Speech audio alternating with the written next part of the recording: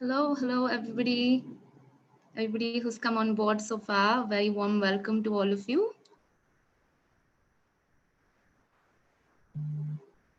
Just going to wait for a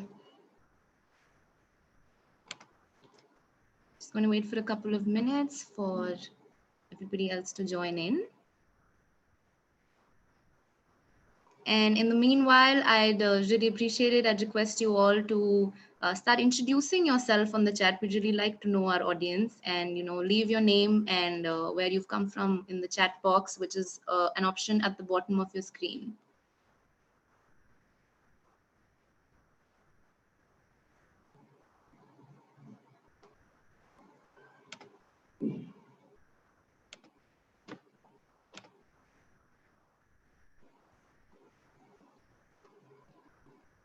Okay.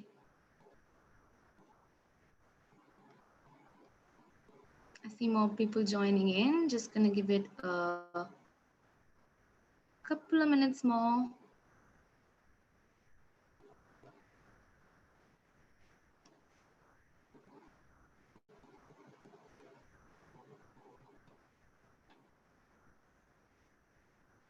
Hi everybody.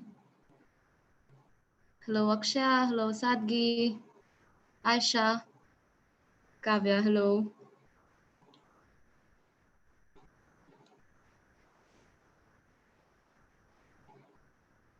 Okay.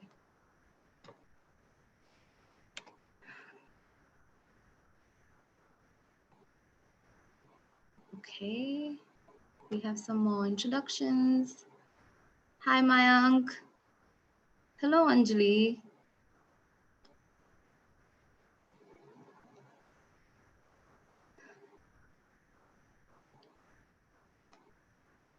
All right, so I think we have quite a few people with us, and on this note, we're good to start this session. So, hello everyone. Warm welcome to all of you, those who are here with us on Zoom as well as those who are watching the session on YouTube. Thank you so much for taking out the time to be a part of this informative and inspiring discussion that we're going to have today on the subject of gender equality. Before we begin, I'd quickly just like to highlight a couple of things for all the attendees that will essentially ensure a smooth interaction. So at the bottom of your screen, you will see a Q&A option. And that essentially is the option you can use. You can post your questions here. And at the end of the discussion, we will have a Q&A round where you can ask the panelists questions that you'd like to ask them based on the discussion, based on certain prior experiences. That's absolutely up to you. And you also have the option of sending in the questions anonymously if you prefer to do so. So having said that, once again, a very warm welcome to all of you. I am Aparna from Worldview Education. For the last 10 years, Worldview has worked towards curating learning experiences across the globe for Generation Z. And to deliver these powerful and insightful learning experiences, we use multiple tools like travel, conferences, outdoors, and simulations with the ultimate aim of transforming Generation Z into a generation of solvers. And a key aspect of our learning programs, what lies at the essence, what lies at the core of our learning programs has always been adaptive capacity. And we really believe that this very adaptive capacity has come to has been put to test now more than ever in these pandemic driven times. And we believe that the Generation Z has the ability to impact both their immediate local and the global communities. And so we decided that a global lockdown was not going to be reason enough to hold us back from facilitating your learning. And in this very pursuit, we have put together our first ever completely digital initiative called the Gen Z Solvers Interactive. This interactive is the first season and it started on 19th April. The theme for this first season is Dialogues for a Post COVID 19 World. And we've put together thinkers, dreamers, entrepreneurs, artists and change makers from around the world to share with you their powerful and their inspiring stories. And today we have with us a global panel of three absolutely outstanding women. We have with us Katrin, Apurva Vuriti, and Shalini Serena. Just to give you all a quick introduction on our panelists, Katrin Harvey is the Chief Operating Officer of the Ban Ki-moon Center for Global Citizens based out of Vienna, Austria. She has over a decade's experience in sustainability, climate change, clean energy, and organizational management. Katrin has been working towards combining her academic background in language studies and international development to enhance the impact of nonprofit organizations, and has been extremely successful in creating lasting results and empowering local communities. An interesting fact about Katrin, apart from her work, is that when she isn't working, she is obsessing over the British royal family, to the extent that on her last birthday, her friends bought her a square foot worth of land in England, and so she now holds a title of a lady. So welcome, Katrin. Thank you so much for coming on board with this session. We also have with us Apurva Vuriti. She is currently a gender consultant. Apurva is an alumna of Tata Institute of Social Sciences based in Mumbai, India. Her interest in the field of gender shaped up quite strongly while she was pursuing her master's in women's studies. And having worked across diverse roles in establishments like Tata Steel, Girl Effect, UNICEF, and UNDP, which is the United Nations Development Program, her development career gave her the opportunity to work for different causes across multiple ecosystems such as CSR, international development, and the social sector in India. Apurva's goal is to be able to reach a position that will allow her to influence policy making for women and children in India. Uh, an interesting fact about Apurva now is that Apurva is a foodie, and a foodie to the extent that she decides which place she wants to visit based on the food she wants to eat.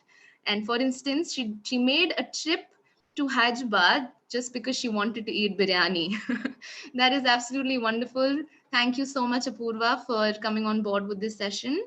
Welcome. Um, Last but not the least, of course, we have with us Shalini Serena. Shalini is a fiercely passionate advocate for diversity in the tech industry. She is the founder of Women in Tech. Shalini Serena has a list of achievements. She is an international award-winning positivity-focused content creator, an entrepreneur, a yoga teacher, and a mindset coach. She is on a mission to help close the diversity gap in technology using media and storytelling as the main tool to achieve this goal. Shalini is a citizen of the world. She has been brought up in London, but has lived most of her life in the US and is currently speaking. And last year, she spent a lot of time in Bali, and currently, she's speaking to us from Bombay in India. And an interesting fun fact about Shalini is that she's both an English and an American citizen, and also speaks in Spanish. Wow, Shalini, thank you so much. That is absolutely a wonderful profile right there. Thank you so much for coming on board. And Shalini is going to be a panelist, but is also going to take this session forward and will moderate this discussion from here onwards. And at the end of this session, we will open up the virtual floor for a question and answer session. And another thing I wanted to tell you all is that we have a special guest with us who will be joining us at the end of the session. So I really encourage you to stick around till the end of the session. Thank you so much. And over to you, Shalini.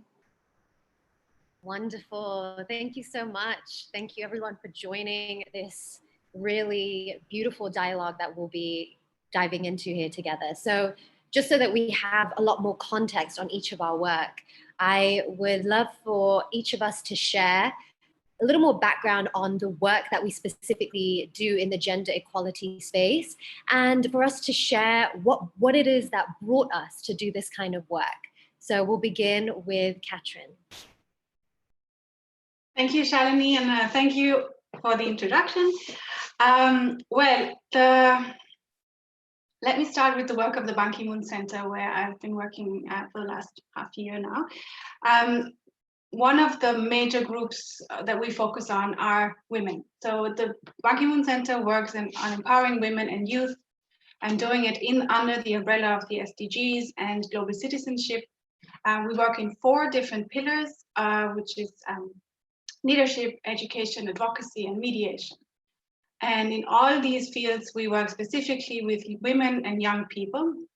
And so, for example, in leadership, we really focus on empowering young women who are on the cusp of leadership to really have that influence and make a difference in their communities.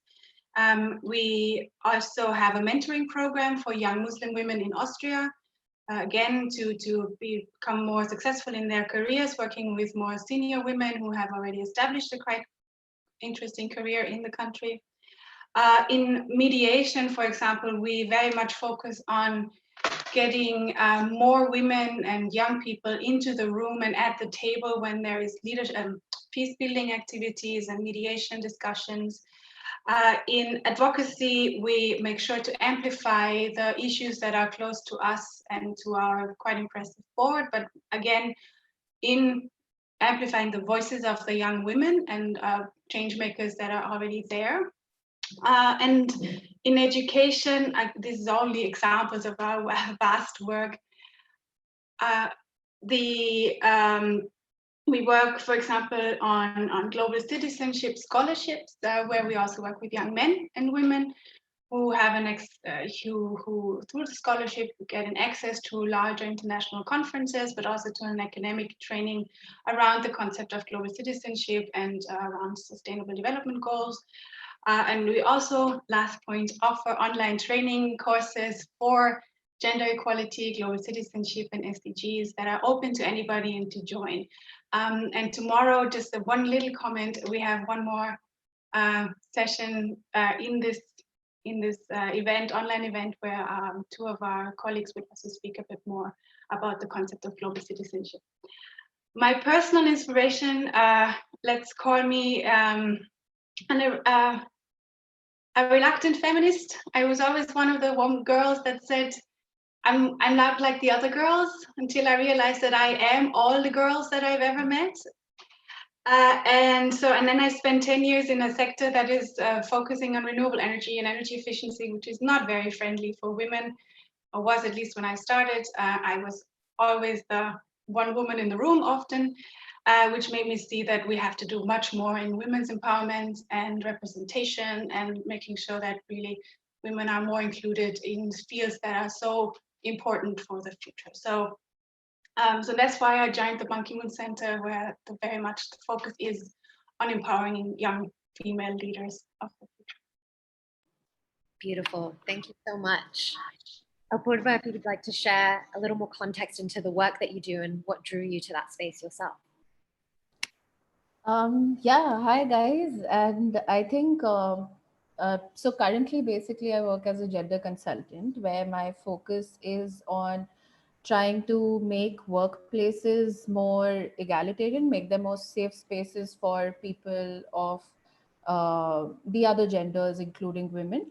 And what basically drew me to this space is a couple of projects that I did on ground, which moved me to the point of realizing that all the anger that I feel towards double standards, towards the harassment that I see women going through, needs to be channelized in a way which is more constructive.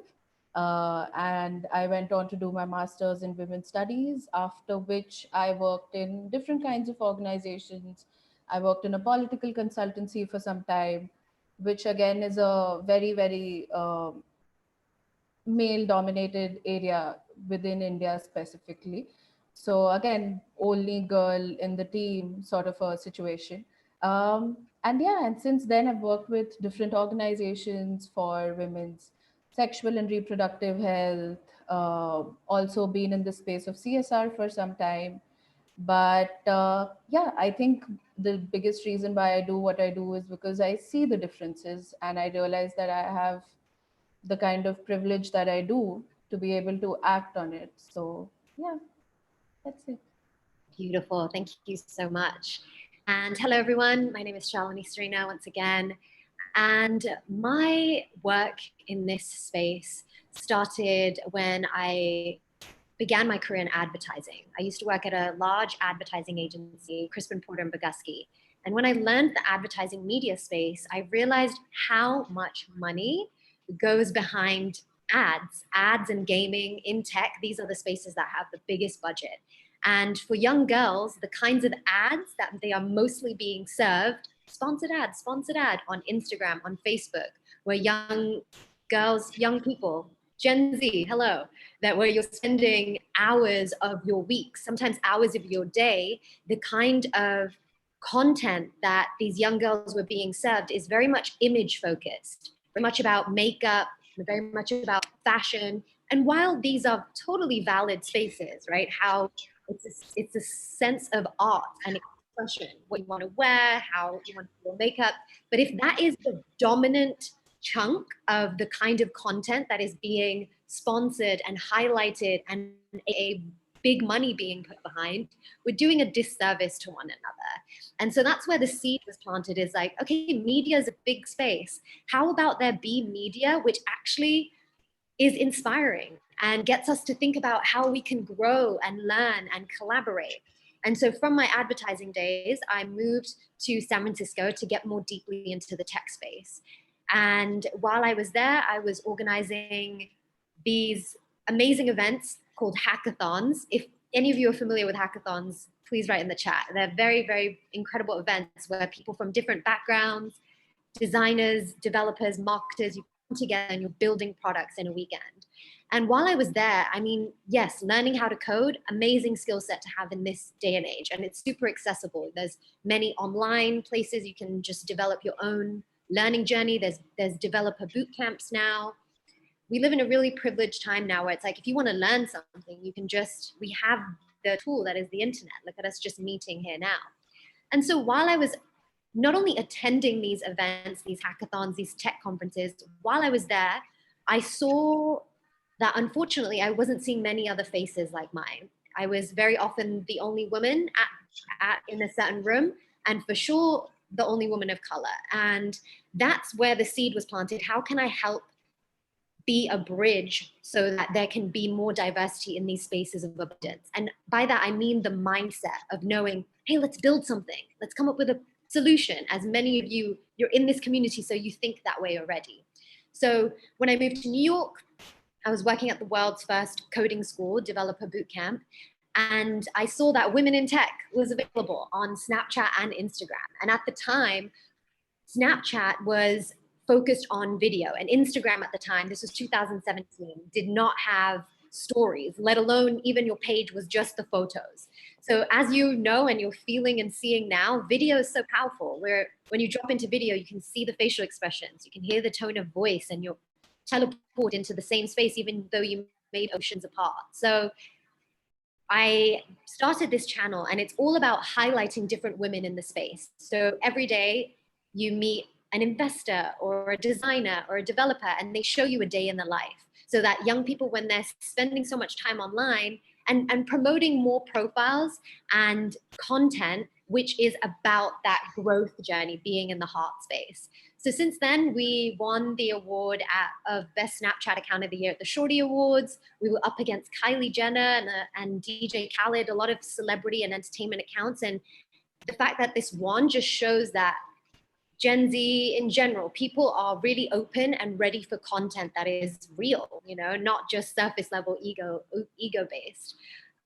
So that's the work that I do. And what drew me to it is just, I know we're all here to make a difference. And given the skill sets and access and community points I had, it's just that's top of my mind. How can I help be of service? How can I help be a bridge?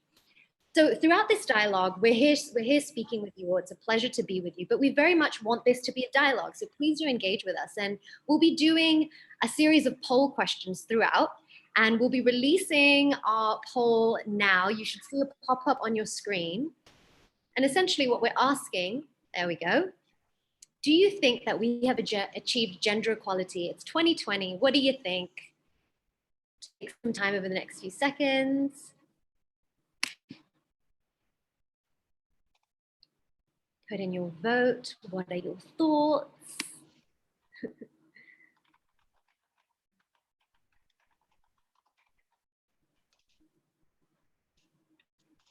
Just waiting for everybody to participate in the poll.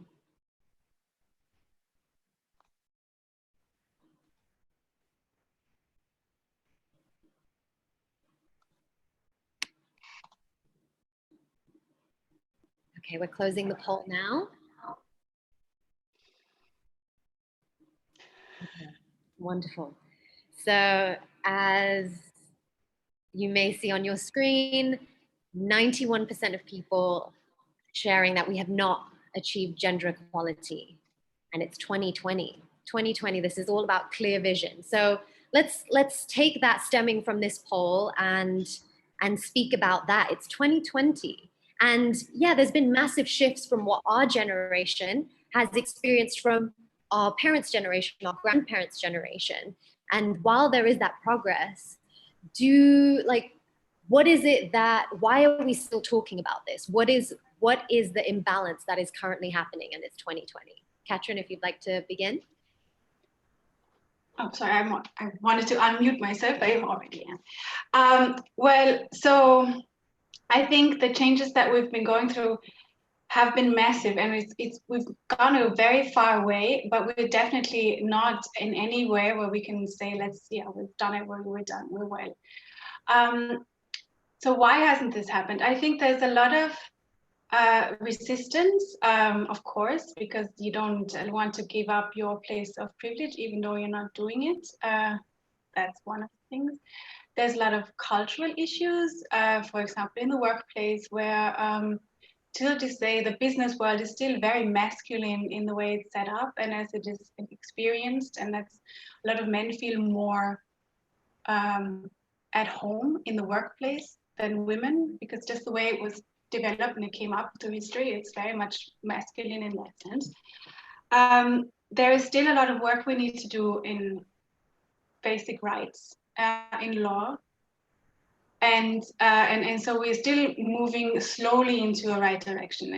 I'm not sure if many of you know, but in 1995 there was the Beijing Declaration, where mostly all of the countries in the world came together and they agreed that women's rights are human rights, and that they wanted to work into to really bring gender equality. This we're not there yet, and we've made a lot of progress, and things are changing as we speak. But it's still, sometimes it goes even on a higher level where governments don't realize where their laws are still sex discriminatory, and they don't understand how they can change it. So I think that's my first answer. Let's have a conversation about it. I don't want to hog. Apurva, would you? Yeah. So basically, I think, am I echoing? Am I audible? All right, great. So I think why we are talking about gender equality in 2020, the first step is to sort of acknowledge that we have come a long way. But while we are acknowledging it, we also do have to realize that we've not come a long way by just sitting at home.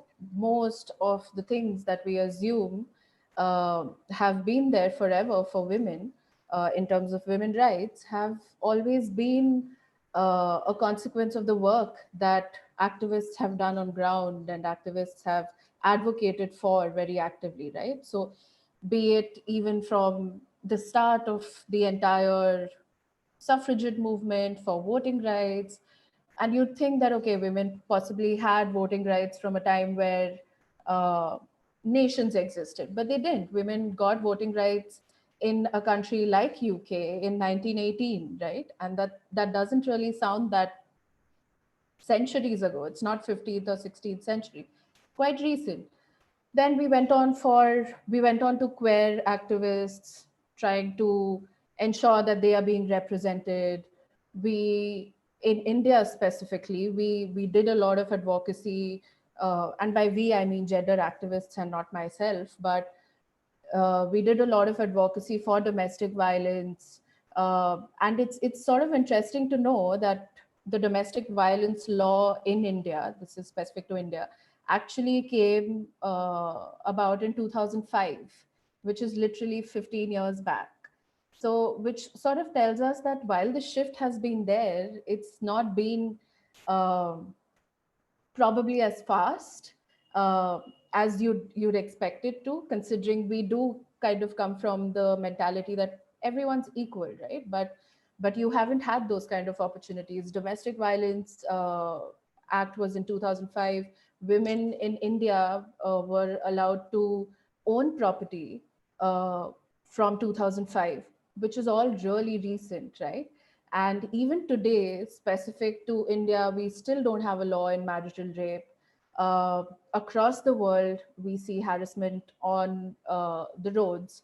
We see harassment in private spaces, all of which is sort of a sign that while we did come a long way, we can't like take a pause on the fights that we've fought. And it sort of needs to continue, which means that we'll probably speak about gender equality in 2020, in 2030, and in 2040, because it's a process and it's not something that started at this time and will end at a particular time. So, yeah. Thank you.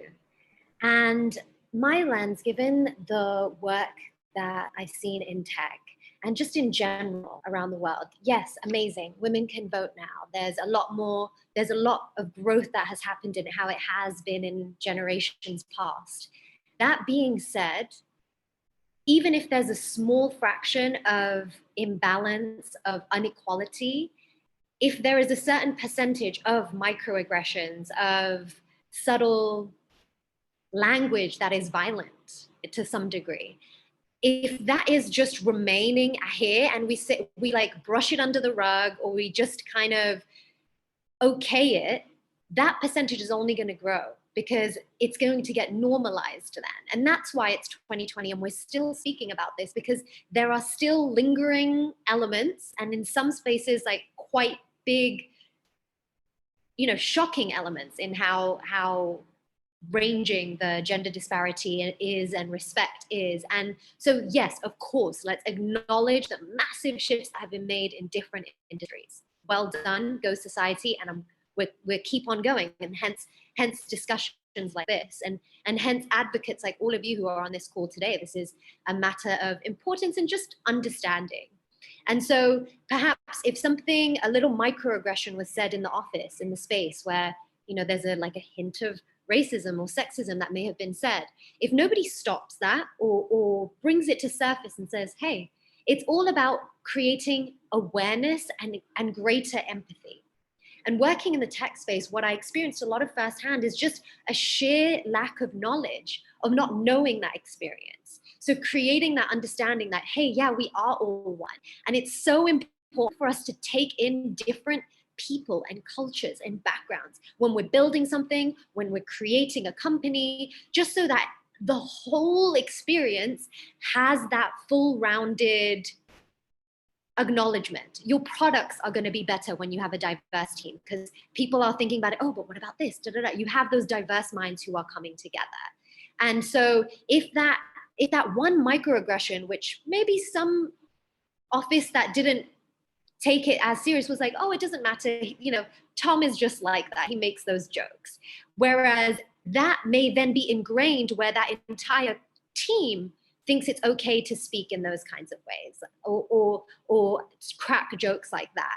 And then that team's children learn those habits at home and when they go to the playground. And so it's just a matter of, hey, let's bring awareness to what's happening. It's not about telling anyone off.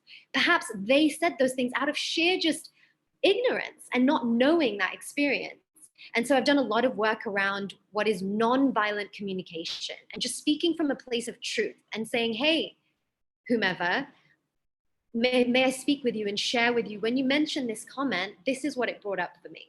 And I just want to lovingly, as two adults, as two human beings, whether you're Gen Z teenagers on the playground, doesn't matter, as two beings, it's important for me to share that when you, and I'm not blaming you, I'm not telling you off. This is just what came up, and let's be better.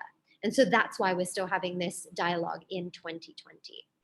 So from that, ladies, I would love for you to share, and I'm sure you've all experienced this, that perhaps you come across someone in your career journey where they just don't get it. They're saying, who can, like, what's the point of focusing on gender equality? We've reached that. Like, is that a thing? Why does it matter? And someone who just doesn't resonate with why it's important. What statement or, just aha factoid could you share with them to just spark that element of awareness with them? Katrin, if you'd like to share first. Yes. Well, so full disclosure, we knew about this, that this question was going to come in the panel discussion, and I thought about it. And I have some aha facts, but what I realized in having a lot of these conversations is my first reaction is to get angry. Why don't they get it? So that's one of the steps, is like, don't get angry. That's very important. And then ask questions. Even to what Shalini said, if you do get a comment, like, what did you mean by that? Why did you say that? Not even don't say it, but why did you say that? Where does this come from? So that is one point. Listen to how they see the world. Listen what language they speak. If they speak fiction, I cannot argue with facts. That's just not the way. You have to tell stories. You have to pick them up where they're coming from.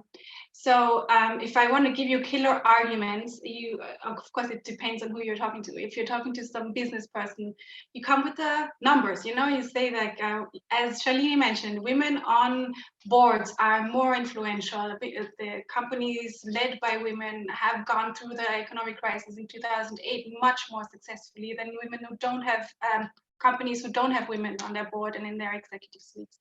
So you can do that. There is actually a number by the McKinsey report that if, and this is of course fantasy fairy tale stories, but if we imagine full gender equality by 2025, that would mean an annual addition to the world economy of 28 trillion US dollars.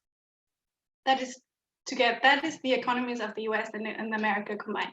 Of course, we will not achieve gender equality by 2025, but that is a pretty good argument to show if, we can actually make money out of this if we're talking to somebody who cares about money. In my personal experience, one more killer argument is in my personal conversations I've had with, I don't know how much of my life I've spent schooling old white men. One of them is my father-in-law, who also didn't want to understand the point of gender. Why would? So I told him, now listen, a situation where women fear something on a daily basis. They only have to go out at night. They have to ride in a cab alone.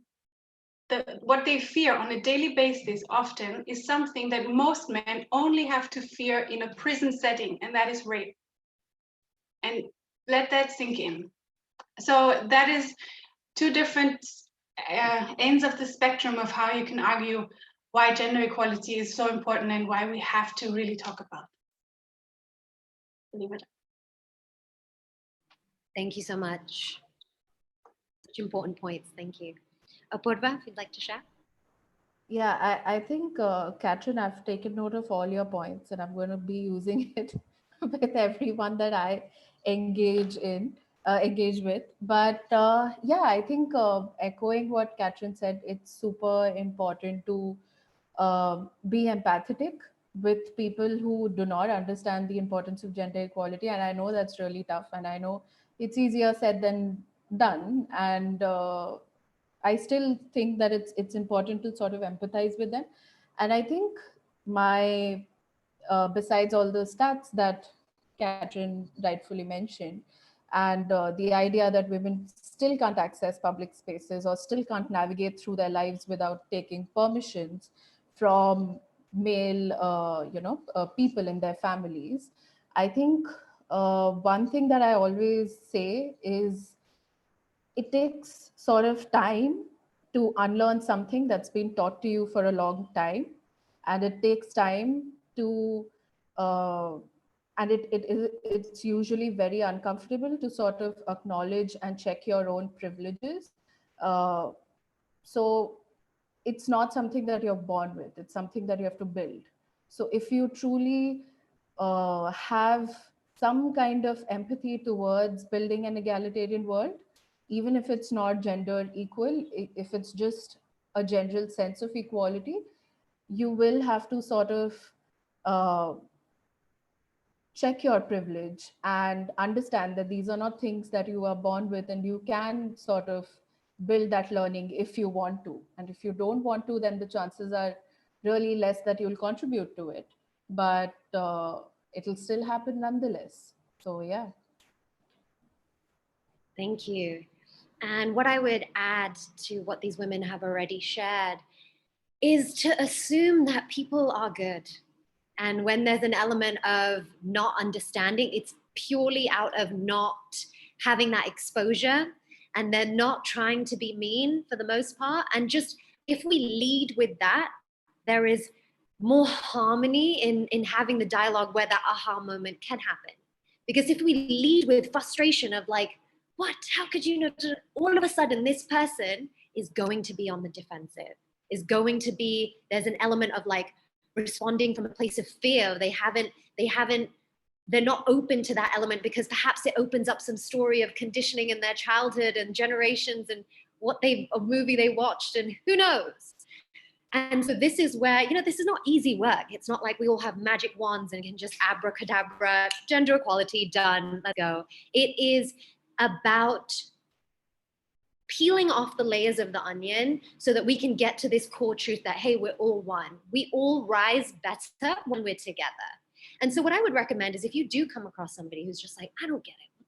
What is this gender equality stuff? What's going on here? And if they're doing it in a setting where it's like very public, perhaps it's just an element of, wanting to hold their ground, show dominance, whatever it may be. And so what I would recommend is to take that dialogue one-on-one. So if that is already a one-on-one dialogue, but to have like a serious, because you want to drop into the heart space, you want to get into the feeling space of like empathy, of like, this isn't just, yes, we can share the stats and that's helpful, but this aha statement is different, as Katrin mentioned, depending on who you're speaking to and where they're coming from and what their experiences are. And so what I would recommend is just have that one-on-one dialogue, drop into your heart. And even though if this person may be saying things that feel offensive, that feel hurtful, that you may be just like, what? Just lead with knowing that people are good. And what is coming there is an element of their own ignorance, their own stories. And so let us lead with compassion. And again, it's not easy work, right? If somebody triggers you, to lead with compassion, that is the work. But I assure you that leading with that will have far more success than leading with an energy of like, let's combat. So now we're going to move on to our next poll question. So get at the ready to engage with us here. The question should come up on your screen shortly. So the question is, do you think of a gender when you read the following words? Should come up. There we are. Secretary, emotional, pilot, nurse, and dominating. Do genders come to mind when you read each of these words?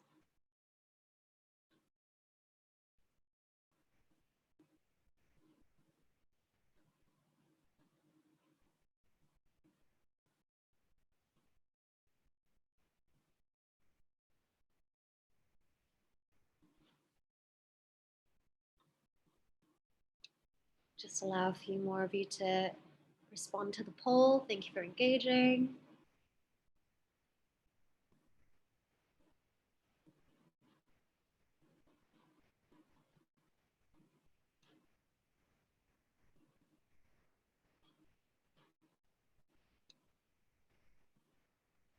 We're closing the panel now, and let's see the results. Interesting. Very interesting. Thank you, Gen Z fam. And so from here, I'd love for us each to share what shifts have you seen already in the work that you've done over the years? And what are you happy to see shift? And where is there still room? Go ahead, Katrin. Well, there is a lot of, I mean, there's room everywhere. Now, looking at something that really happened in the last 5 to 10 years is just the basic visibility of diversity. So it's happening, it's coming. So we have more people at least speaking or being aware of gender diversity, but also in other levels of diversity, including LGBTQ. So we have more visible transgender women and men. We have more women speaking and having the exposure.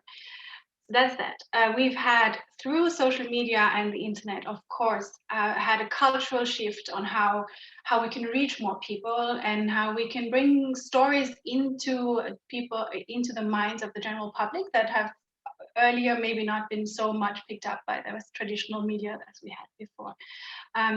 Hashtags, for example. I mean, looking at Me Too, hashtag Me Too, is literally saying to people, you are not alone.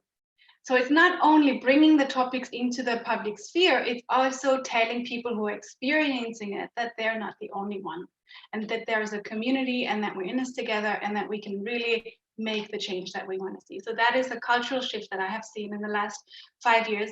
In a very personal experience for myself, I mean, I've seen over the shift, I mean, I started working in the renewable energy space in 2009, and what happened in the last 10 years and more, of course, in the last 3 years.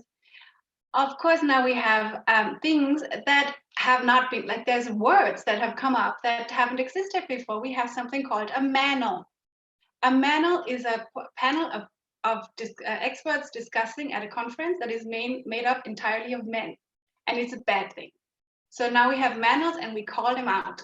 So that's something, new language that has come up as well. So these are some of the cultural shifts that I've seen. And I think also the way my own personal culture has changed. I've made it a big deal for myself not to apologize so much.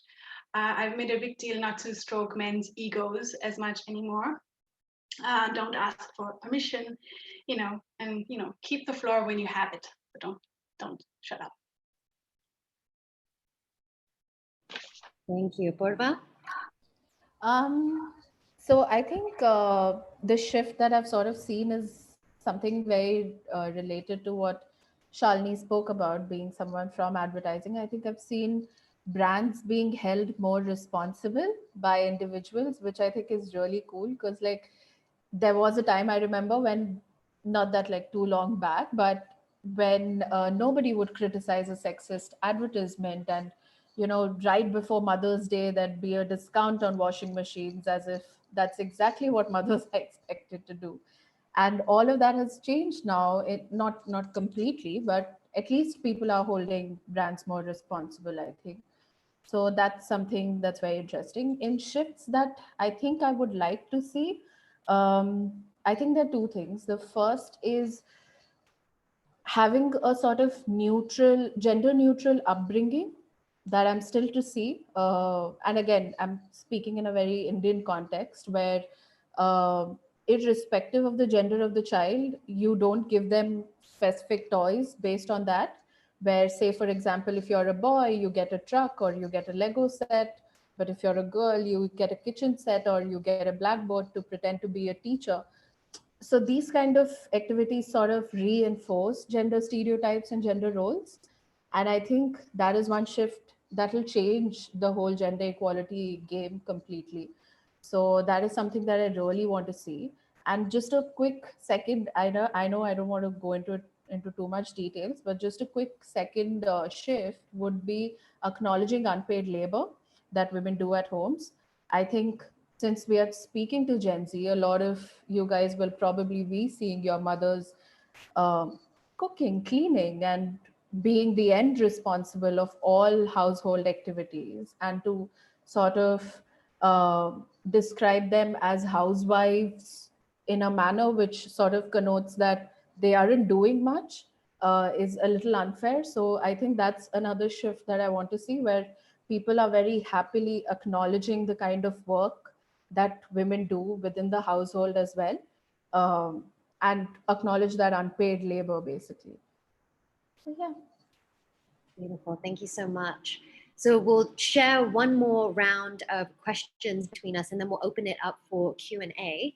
So given the times right now, we're in the middle of this global pandemic. In a post-COVID world, how can we begin gender equality efforts right at home, not necessarily be on this board and work for this NGO? How can we start that right from our very own homes and communities? Katrin, if you'd like to share. I lost my mouse.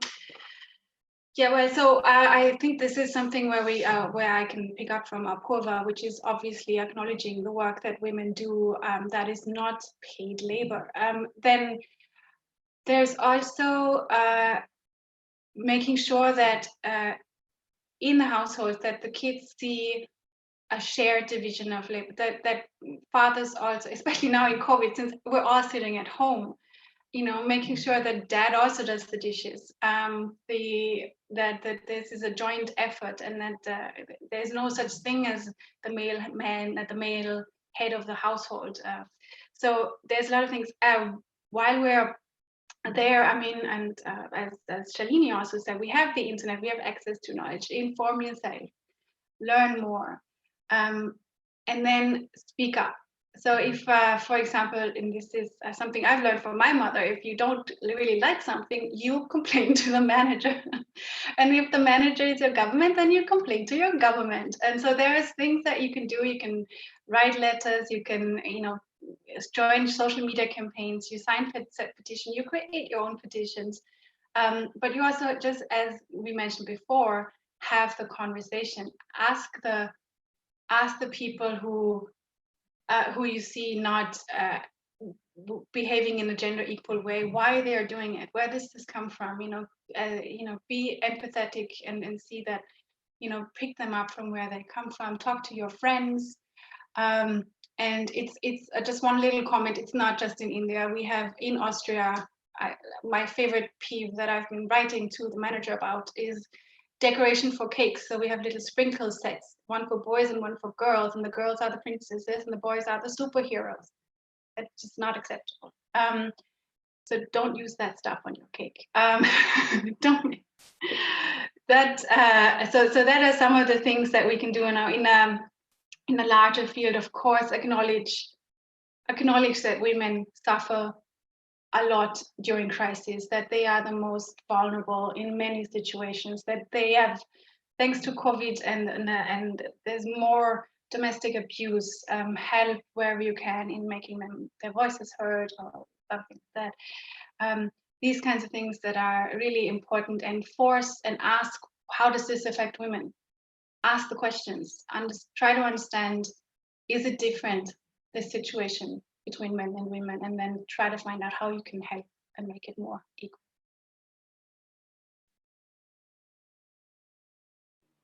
Go ahead, Apurva. Yeah, so I think I'll just divide the answer into two parts. The first would be to sort of observe and introspect, because I think half the battle is won if we just observe these things and introspect about how we are contributing towards gender inequality.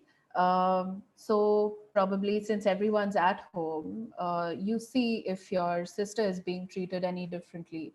You see if your mom is sort of the end responsible for all kitchen activities. You see if you and your sister are being appreciated, and assuming that I'm talking to a male Gen Z member who's sort of probably contributing towards household activities, and see if you're being appreciated way more than your sister who's also probably contributing and is not being appreciated as much, right? And the idea is to sort of see these small things and observe these small things and think about why that is so. Like, why would, say, a man of the house get enough time to sit and read the newspaper, read books throughout the day, which gives them the chance to develop their knowledge during the lockdown, while the woman is probably more involved in household activities, instead of getting an equal chance to develop her knowledge during the lockdown, right? So you observe these things within your household, and I think that this brings me to the second step, which is to sort of negotiate. Now, negotiating is obviously tough because you're fighting against years and decades of socialization of being told that this is the job of a certain gender. So you will be negotiating against that. So it's not going to be easy, and it's not necessary that everyone has to do it right now. I think take your time, figure out eventually, but do those small negotiations.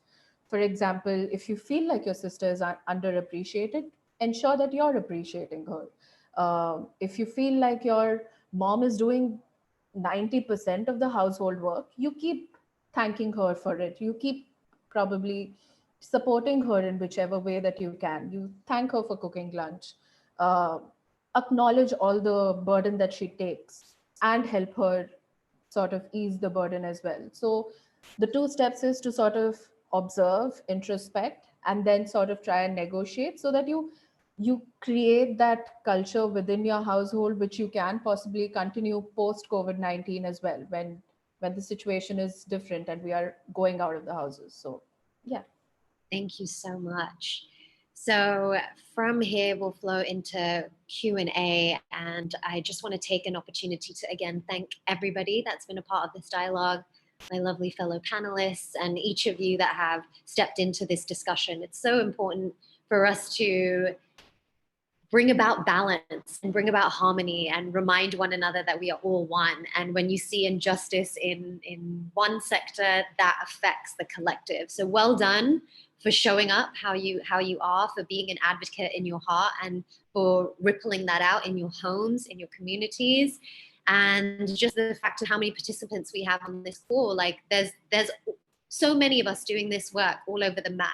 So just know that there's this like global gridding of people who stand for this justice, who stand for equality. And again, we all rise when we rise together. So thank you so much.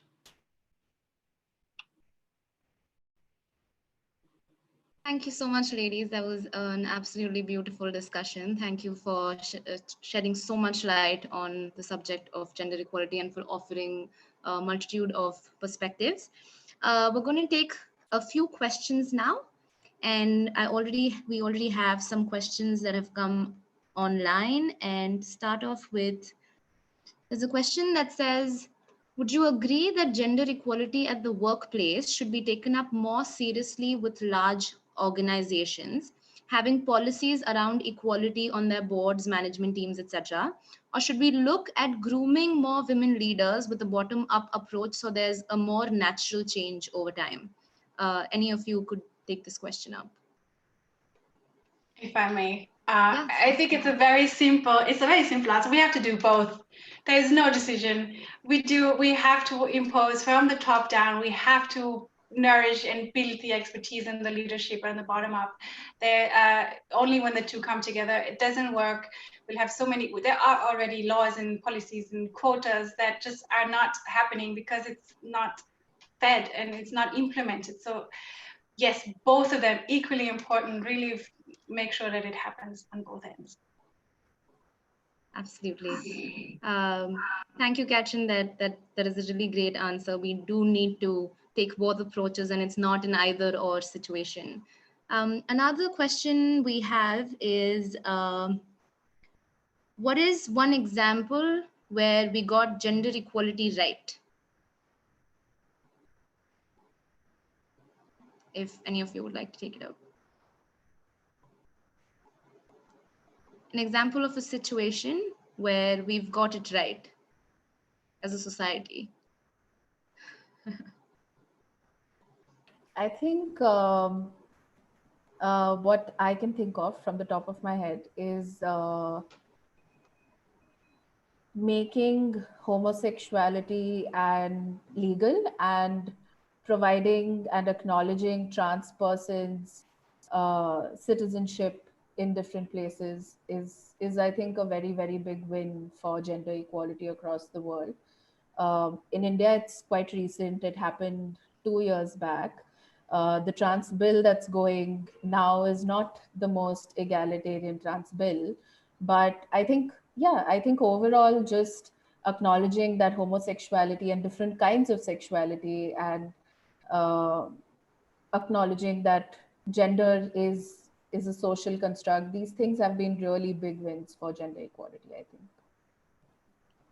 I think there's a lot of parts where we did get it right. I mean, we've made a lot of progress, as Apurva also mentioned, in rape laws, in family law. I mean, one of the big things is we can all vote, right? So something we got right. And I think somebody in the chat mentioned the Human Rights Declaration, and in the Beijing Declaration. There's many things where we get things right. It just has to, the puzzle's not completed yet. So we have to just continue working on it. Absolutely. Thank you, Katrin. Thank you, Purva. I see a lot of questions here, and I'm really glad that all of you have so many questions, and thank you for asking us. But in the interest of time, we'll just take 2 more questions, perhaps. Another question that we have here is, educational institutions are aiming at gender equality and equal ratio of male and female. Don't you think it is unfair for 300 males to get 50 seats while 100 female applicants also get 50?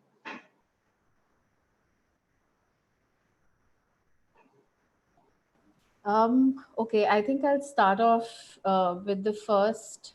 I think this is something that the three of us kept discussing again and again, which is the one common word that we've always spoken about, and that is representation. And one thing I think we have to realize is that we want to talk a lot more about equity. Uh, what equity essentially means, that you acknowledge that the different genders are not starting from the same point. So, say for India, for example, the first school that uh, that was established for girls was in uh, in 1848 by Jyotibai Phule, right? And the first school that was there for boys was probably the Gurukul, which has been there for centuries in India. It has been there exclusively for boys. So you have to understand that we started like centuries late in just getting education. That's the first thing. But the second thing is also to realize that uh, representation is just the first step. Ensuring that there's a 50-50 representation in teams or in educational institutions is just the first step. You will still see uh, girls carrying the burden of not being able to open up easily or ask questions easily, because that's what they've been taught for a long time, to keep quiet. And those burdens will play a role in their accessing opportunities as well. So while I sense that that might feel like it's a little unfair for people at the face of it, it's important to realize that everyone's had a different starting point. And if you acknowledge that, then you automatically give uh, the more oppressed or the more marginalized a little bit more, just to ensure that they rise to the same level that someone else is already at. So it's called affirmative action, if anyone's interested. It's called affirmative action, and it's important. And let's not forget, we're catching up. But once we're in the workforce, there's still so many things that either hold us back or make us drop out. There's still so many systems in place where women would be the ones going on maternity leave, taking part-time positions. There's statistics and there's knowledge about how women get stuck in the entry-level positions and then they hit a glass ceiling. So it's called the difference between a sticky floor and a glass ceiling, where they can not take off and then they can't break through. So, even there, if we think of it as a funnel, it still evens out in the end. Thank you, Katrin and Apurva, for answering that question. We'll take one last question and we will wrap this up. So another question that we have is, do you think women are doing enough for this cause, or is there more scope? And what more needs to be done to see more participation of women at the senior management level in organizations? How do you bring this discussion about in meetings is the question. So I think there are two parts to this question. One being, women doing enough for this cause? Is there more scope? And what more needs to be done? How do you bring about these discussions as part of meetings to address the imbalance at senior management levels? I'd love to share a little bit about the first question in regards, could there be more done? So in the world of progress, yes, of course, having more numbers, having more energy behind a cause of that momentum is always helpful. And even in the women's empowerment space, you would think that all women would be on board and totally understand it, though there are some women that have benefited from the patriarchy, and from an element of fear, they don't engage in those efforts out of fear of, if they do, they will be isolated or not be a part of the male group that is in leadership. Maybe they worked really hard in corporate America, in corporate whatever, global, and perhaps that meant that the energy that was put in their frame of mind while they were doing that was that of competition with their sisters, with their colleagues and peers. And so in those spaces, I do a lot of women's empowerment work in just my coaching and gatherings that I host. And it's so important for us to see one another as mirrors. And it's like, there is so much abundance for us all to win. And it doesn't need to be this competitive energy. As mentioned, again, we all rise when we work together. So yes, there's of course more room for more people to join these initiatives from a place of real heart and understanding that it's safe, that it's important, that it's like better when we really care for one another on that human level. And in regards to the other part of the question, could you? Yeah, they essentially said, how do you bring about discussions in meetings to address the imbalance at senior management levels, the imbalance in gender ratio at the senior management level? So at the end of the day, we're dealing with people here. It's like a human, it's a being. So let go of the title of the CEO, of the athlete, of the whatever. And so I feel whenever it comes to having these dialogues, you could perhaps send a blast out email to leadership and see if that goes anywhere, but perhaps doing those one-on-one drop-ins again and connecting with this manager, this person in leadership, and say, hey, this is what I felt, and I've spoken about this. These are sentiments that have come up in my team as well. And I just want to voice that there's, are there initiatives here? I feel it's important to voice this. And again, coming from a super grounded place, not from a place of blame where you guys should be doing a better job, but I feel like to spark those kinds of dialogues, if you're seeing that and you want to see more of that at any level, I feel engaging that dialogue from this place of, hey, this is how it's affecting me from what I have experienced, and just having that human dialogue so that you connect on that basis and then have the initiatives grow from there. Thank you, Shalini, for addressing that question. And like I said, thank you so much, everybody who's participated and asked us questions. We can always continue this conversation, on our social media. Please feel free to reach out to us. But in the interest of time, we won't be taking any questions anymore. But like we promised in the very beginning, we have a special guest with us. And she is none other than a Gen Z solver herself. And she has been associated with Worldview for a long time now. And she's got to this point where she started a very, very interesting and a very genuine, nice initiative around gender equality. And I'd like for her to speak to you all about this more. And without further ado, we have Anjali with us. Anjali, hi. Hi everyone. Hope you're all doing well amidst the lockdown. Yes, I absolutely love Worldview, and thank you for giving me the opportunity to speak here today. Hi everyone, I am Anjali Sarana, and I am just another average high school student. I listen to Taylor Swift songs, and given all the terrible things that the world is going through right now, I am trying to beat the glass as half full person and rejoicing the cancellation of my A-level examinations. But being the average high school student I am, very often growing up, I have heard that I'm way too young to make a change. And the society here in India especially has constantly told me that my primary job once I grew up will be to rock the cradle. Um, Obviously, you can guess by the very fact that I'm addressing you here today is that I refuse to believe any of these things.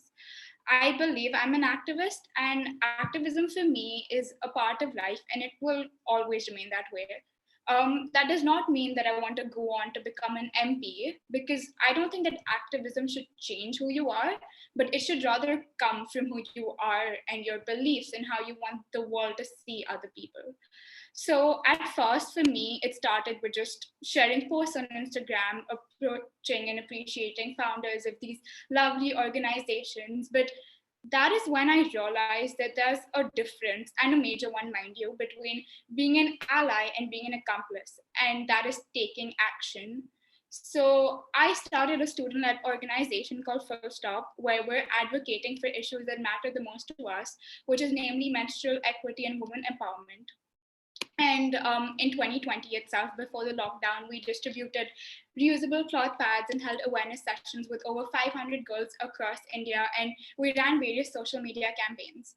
And however cliche this sound, when I started off, there was genuinely a lack of support. I came across so many no's and rejections. In fact, getting even one phone call or email back amongst the thousands that I wrote was considered a win. I was constantly told that, I'm jumping on this bandwagon of adolescent insolence, but that is not true at all. Like Martin Luther King once famously said, one of the greatest liabilities of history is that all too many people fail to remain awake through great periods of social change. Yes, every single society, as a matter of fact, has its protectors of the status quo and its fraternities of the indifferent who are notorious for sleeping through revolutions. But today, what sets us, the Gen Z, apart is our ability to stay awake, to adjust to new ideas, to remain vigilant, and to face every challenge head on. Due to the coronavirus, we know that businesses have shut down, countries are in a lockdown, and economies have come to a complete halt. But statistically speaking, so many youth led organizations are still on the move and fully operational.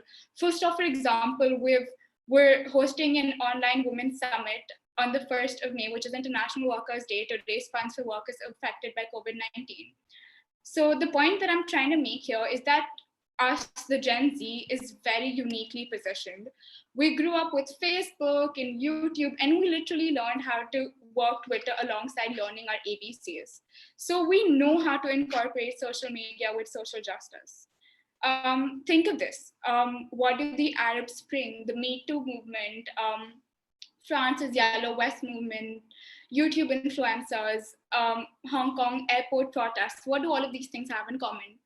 They represent the fast changing face of power, a decentralized social media fueled disruptive approach that is embraced by the Gen Z from all across the globe. And as the Gen Z effortlessly and organically grasp the levers of this new kind of influence, we are redefining how culture decides what is important and who gets to take advantage. Yes, Greta and Malala rightfully are on the headlines, but for every young leader that is pictured in a magazine cover, there are like thousands more that are working tirelessly for causes ranging from equality to LGBTQ plus rights to economic change. So yes, today's leaders are building on the legacy of our predecessors who helped desegregate the South, who reformed education in Chile, who won rights for the working youth in Bolivia.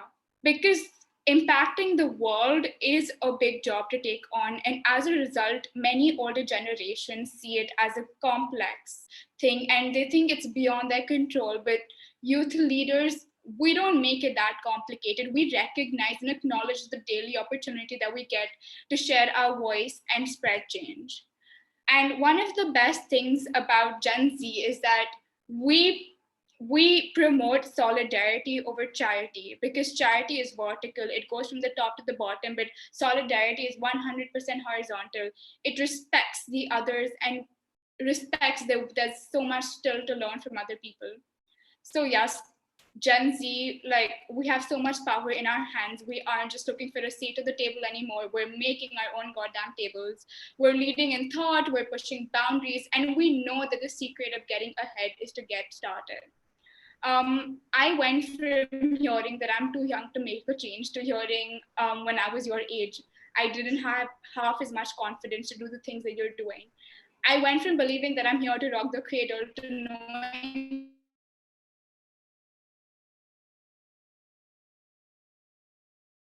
that I'm here to rock the system. So to all the lovely Gen Z out there, thank you so much for making a positive impact on this world. Thank you so much and to make a positive impact on this world. Thank you so much. Thank you so much, Anjali. That was absolutely amazing. I'm sure a lot of our Gen Z viewers would have been completely inspired by the words that you've said, by the action you've taken on ground, and not just the words that you said. So thank you so much for coming on board and sharing your story with us. And it's absolutely a great initiative that you've started, and even the summit that you're holding on May 1st is absolutely amazing, and for a very good purpose. So, on that note, thank you once again. And thank you so much to all our panelists for coming on board with this session and for sharing your thoughts with us, for throwing light on such a sensitive yet such an important subject which everybody is discussing all around. And it was absolutely a pleasure having all of you on board. And for our viewers who want to continue this conversation, please you can refer to the hashtags on your screen, and please go and follow our pages and keep yourself updated with all the activities that we're conducting for you in this lockdown period. And on that note, thank you once again. Hope you've all enjoyed this session. Thank you. Bye-bye. Bye-bye. Thank you. Bye.